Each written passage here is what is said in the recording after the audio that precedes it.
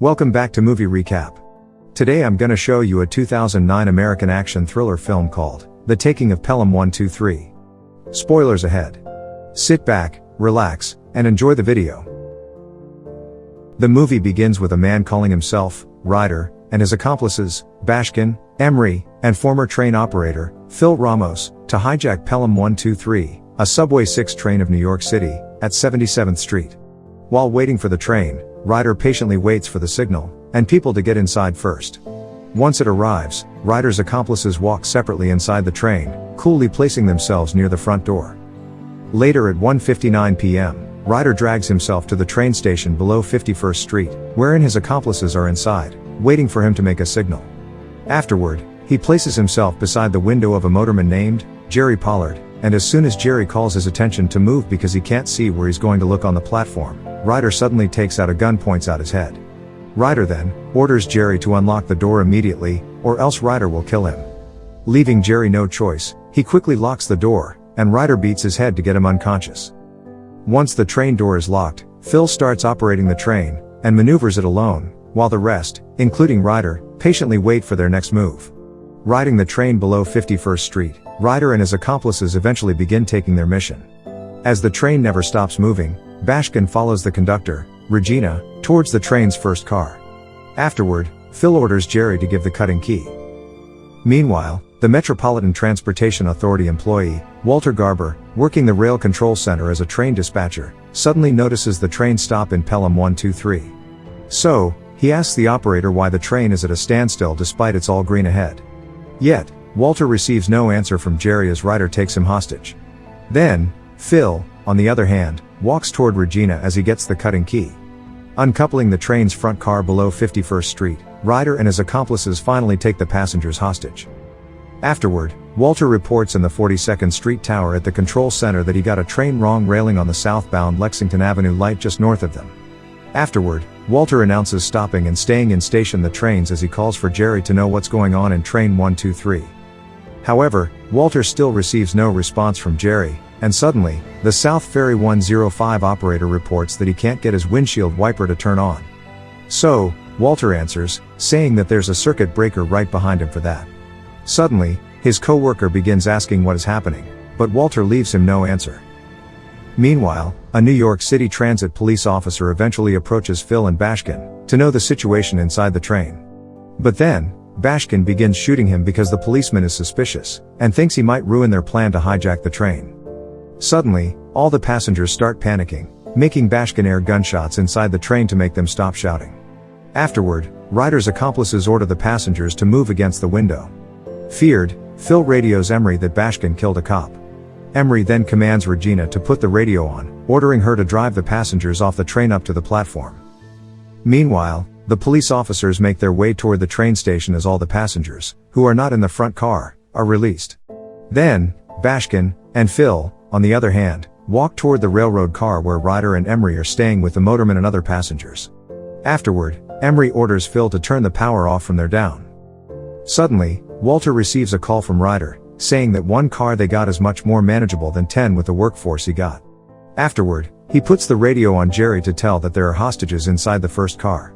Then, Ryder receives an answer from him, saying that Walter is not the man who can give Ryder some money.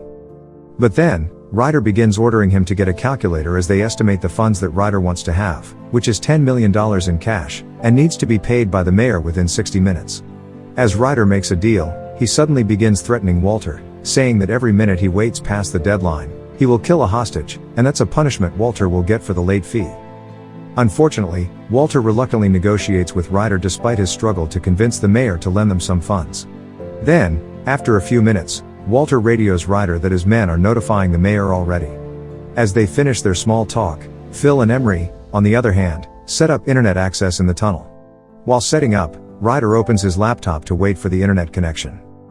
Meanwhile, Lieutenant Caminetti of the New York City Police Department Emergency Services Unit arrives at the control center to investigate the situation on Pelham 123. It's 45 minutes to the deadline, yet Walter is still lending his time to report Ryder's information and the money he wants to get. Caminetti asks for the call to talk with Ryder, so Walter points to the blue button and hits it to reach Ryder. However, Johnson suddenly interrupts and orders Walter to take the rest of the day off. To Walter's dismay, he immediately walks out without responding to Johnson. Meanwhile, Ryder suddenly receives a call from Caminetti, who takes over negotiations instead of Walter. As they talk, Caminetti eventually infuriates Ryder after answering him that Walter is not on the control center anymore, and is no longer involved in the case. Because of that, Ryder kills the train's motorman as he triggers Caminetti to bring Walter back. Unfortunately, the after 60-minute late fee suddenly turns into 60 seconds before killing another hostage if they will not get back Walter. Panicking, Caminetti eventually orders his men to call Walter. Luckily, Walter immediately returns from the control panel, and talks to Ryder. Ryder then tells Walter that he only has 39 minutes before killing all the passengers inside. However, upon preparing the $10 million money to Ryder, Caminetti suddenly learns that Garber is under investigation for allegedly accepting a $35,000 bribe over a contract for new Japanese subway cars upon going to Japan. Then, on the other hand, Ryder watches the Dow Jones Industrial Average plunges nearly 1,000 points in response to the hijacking on his laptop. While the rest of his accomplices, especially Phil, is starting to get nervous about what they're doing. Caminetti eventually talks to Walter at the control panel, asking him how he receives a call from Ryder. So, Walter answers, saying that he got Lexington Avenue coming through his desk. However, Caminetti is still trying to bait him, so he wonders why Ryder is targeting Walter. But then, Walter keeps saying no, but not until Caminetti asks if Walter picks the desk or Johnson assigns it to him. To Walter's surprise, he suddenly engages himself with an interrogation with Caminetti. Meanwhile, at Pelham 123, Phil reveals Walter's case, so Ryder browses the internet, and eventually discovers the allegations of bribe-taking online. Because of that, Ryder reveals to Walter that he finds out his case about the contract. Afterward, Walter assures that he only gets accused of taking the bribe. Nevertheless, he's still under investigation as he has not been proven guilty. And because of their talk, Walter triggers Ryder to answer how Walter took the bribe, yet Walter assures him that he's innocent. To Ryder's dismay, he forces Walter to confess by threatening to kill a passenger. As Ryder takes a passenger to kill, Walter reveals the truth. Walter then says that he gets offered the bribe while deciding between two companies, saying that he didn't get to vote, but make only a recommendation, wherein he chooses the Japanese subway cars. As Ryder listens, he asks Walter where he spent the money, so Walter answers, saying that he used the money to pay for his children's college tuition. Almost crying, Walter receives a thank you from the passenger for saving his life. 21 minutes before the deadline, the mayor finally agrees to Ryder's ransom, and orders the police officers prepare the money as they are going to deliver it. However, upon the delivery, Leo's laptop, who's a hostage, suddenly connects to the internet inside the tunnel, giving him access to a webcam to communicate with his girlfriend. Afterward, Gio orders his girlfriend to stream their video call on the site as she calls the news. Eventually, the webcam allows the control center to observe Ryder and Phil. Afterward, Caminetti orders Walter to rodeo clowns with him as he gives Walter a crash course on hostage negotiating. Later, Ryder talks with the mayor as he makes a deal that he will trade him for all the passengers on the train. But then, the mayor refuses to accept the offer and declines it. Because of that, the mayor infuriates Ryder, and says that the money must be on the train already, or else he will start killing all the passengers. Panicking, Walter tries to calm Ryder by telling him that the ransom is on the way already. Meanwhile, Caminetti makes his mission to know all the information about Phil, who was arrested for manslaughter a few years ago. Unfortunately, upon en route, a police car eventually involves itself in a car accident, making it a failure to deliver the money in time. Then, upon receiving the news, Walter attempts to bluff Ryder, saying that the ransom has arrived, unaware that Ryder has been monitoring events on his laptop. While talking, Walter tries to deflect Ryder by asking how he meets the guy, Phil, in prison. Then, Caminetti, on the other hand, begins signaling the men to make a move. And while Walter and Ryder are talking, the mayor's aides suddenly report the extreme drop in the major stock indexes, making the mayor stress himself about the problem as thinking that Ryder is the person who attempts to manipulate the market via put options. However, Ryder suddenly stops their talk as he wants to get the money. Unfortunately, the last police car involves an accident again, making Ryder execute 7 hostages, including the child's mother. Suddenly, another hostage, a former soldier, sacrifices himself to join the execution. And while Walter tries to convince Ryder that it's an accident, Ryder eventually decides to shoot the soldier.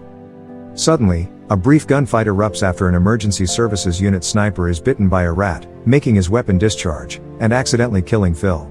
Ryder then, suddenly radios Walter that somebody else has to die after pulling a gunshot.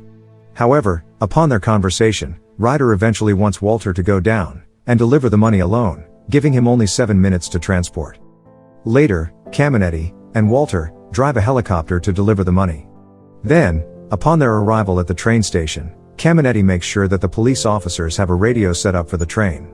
Afterward, the police officer guides Walter towards the Pelham 123, while Caminetti, on the other hand, is making a call with Ryder inside the train control area. Then, upon Walter's arrival at the terminal, the police officer gives him a pistol for protection, and teaches him how to pull a trigger once he uses it. Meanwhile, a police officer suddenly enters the office at the control center. Afterward, he begins reporting about Ryder, wherein he says that Ryder was released from Clinton Correctional 2 weeks ago, the last 4 on the same cell block as Phil Ramos. Eventually, the police officer says that Ryder's name shows up on the Icelandic Air passenger list right after Fashion Week, revealing his actual name, Dennis Ford, a manager at a private equity firm who gets sentenced to prison for investment fraud. As the police officer narrates the information, the mayor suddenly interrupts and tells that Ford had an agreement regarding a plea bargain to serve 3 years. However, instead of receiving only 3 years, Ford received 10 years instead. Later, Walter finally delivers the money to Ryder. However, Ryder suddenly brings him aboard, ordering him to operate the train down the tunnel below 33rd Street after confirming that Walter can drive a train. Despite not wanting to help Ryder and his accomplices, Walter has no choice but to operate the train to exit the tunnel. However, Ryder suddenly gets a problem upon seeing the red lights that will trip the brakes. So, he radios Caminetti to put it in green. Upon getting into 33rd Street, Ryder immediately calls his accomplices to move out, including Walter, rigging the train to go on without them. Afterward, Ryder asks which way they will take for exit to Walter. Fortunately, Walter manages to separate himself at a railway crossing after running away. Later, Walter attempts for a phone call but fails. So, he decides to follow Ryder to track 61 underneath the Waldorf Astoria Hotel. And while Walter follows them, Ryder suddenly parts from Bashkin and Emery, as they finally divide the money. Meanwhile, the first train's car passengers continuously panic as the train goes faster. However, the train eventually comes to a screeching halt safely just before Coney Island Station, saving the passengers inside from death. However, the police officers suddenly find out that Ryder and his accomplices are no longer on board. But then, Caminetti discovers their actual location after asking the first stop they made, which is in Roosevelt Spur that shelters a derelict tunnel built under the Waldorf Hotel. Meanwhile, Ryder hails a taxi when suddenly Walter finds him, and follows on foot. Bashkin and Emery, on the other hand, are suddenly surrounded by police. So, they begin shooting them, and provoking the police officers to use deadly force, resulting in their death as apparently suicide by cop. Meanwhile, Walter steals a car to follow the taxi where Ryder is inside. Then, Ryder, on the other hand, unfortunately, amassed $307 million through his scheme. As Ryder celebrates his mission inside the taxi, Walter pursues chasing him. Upon chasing, Walter suddenly calls 911 to report to Caminetti that Ryder is heading to the Manhattan Bridge. Luckily, after a brief chase, they reach the area, helping Walter and the other police officers quickly catch Ryder because of the traffic. Eventually, Walter catches up with Ryder at the pedestrian walkway, and holds him at gunpoint. As Walter tries to stop Ryder from moving, Ryder suddenly gives him a 10-second request to pull the trigger before he kills Walter first. So, in the final seconds, Walter eventually shoots him. Afterward, Ryder says his last words to Walter before his final breath, saying he's Ryder's hero. Walter then solemnly watches Ryder collapse and die in front of him.